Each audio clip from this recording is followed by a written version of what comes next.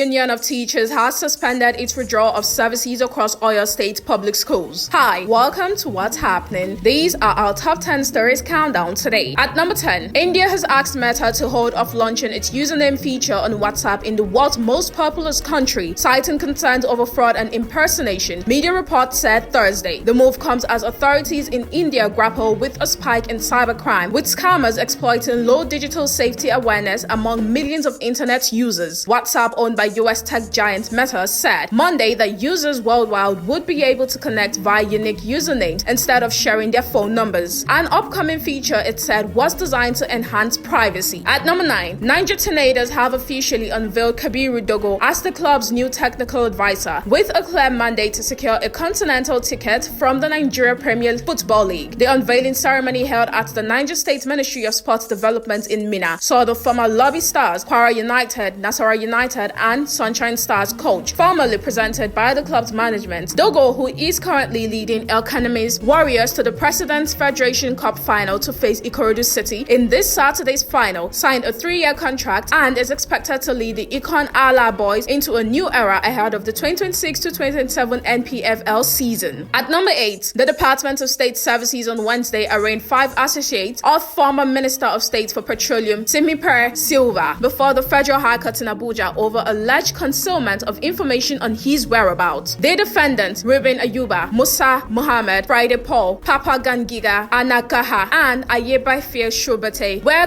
docked before Justice Peter Lifu on a 2-count charge bordering on allegedly concealing the whereabouts of Sylva, whom the prosecution described as a fugitive. At number 7, the Naira on Wednesday appreciated to 1,369 Naira per dollar in the Nigerian foreign exchange market, according to data from the Central Bank of Nigeria. The indicative exchange rate for the market fell to 1,369 Naira per dollar from 1,376 Naira per dollar on Tuesday. This indicates a 7 Naira appreciation for the Naira. Similarly, the greenback appreciated to 1,385 Naira per dollar in the parallel market from 1,390 Naira per dollar on Tuesday. Consequently, the margin between the parallel and official market widened to 16 Naira per dollar from 14 Naira per dollar on Tuesday. At number 6, the federal government has reduced vehicle import levies to lower prices while also flagging off the newly introduced green tax to combat the country's pervasive cost of living crisis, which has elevated the country's poverty level. An update by the Nigeria Customs Service on Wednesday noted that the green tax surcharge implementation would begin on July 1st, 2026 as part of the 2026 fiscal policy measure to support environmental sustainability while also reducing the import levy on new vehicles from 20% to 10% and that of used vehicles from 15% to 5% to ease the cost of vehicle importation. The implementation commenced under the 2026 fiscal policy measures approved by the Finance Minister and Coordinating Minister of the Economy, Taiwo Oyedele. At number 5, Governor Hope Uzodimma of Imo State has reaffirmed his administration's commitment to promoting women's welfare and economic empowerment, pledging sustained support for initiatives aimed at ending sexual and gender-based violence and improving the well-being of women and families across the state. The governor also expressed support for efforts to eradicate all forms of gender-based violence, including sexual violence, describing women as critical partners in the state's development. At number 4, at least 28 children allegedly trafficked for child labor to Otolo, Nwewi, North Local Government Area of Anambra State, have been repatriated by the Ebonyi State government. The repatriation was carried out in collaboration with the Office of the Governor's Wife, Mrs. Uzoamaka Nuifuru. The development was disclosed in a press statement released on Wednesday night by the Commissioner for Women Affairs, Mrs. Felicia Unwakpuma, who confirmed that the children were currently under the ministry's care. At number 3, Justice Inyang Ekwo of the Federal High Court Abuja has granted an application filed by former Minister of Petroleum Diezani Alison Madweke to present evidence of her acquittal by the Southwark Crown Court London in the UK. Justice Ekwo granted the motion on notice moved by Diezani's lawyer Godwin Inyibo, which was not challenged by the Economic and Financial Crimes Commission's counsel Mofesomo Oyetibu. At number 2, the Oyo State House of Assembly has commenced legislative consideration of Governor Seyi Makinde's request for a 330 billion naira supplementary budget and budget realignment aimed at accelerating the execution of critical infrastructure projects and other priority programs across the state. The proposal was formally presented to lawmakers during plenary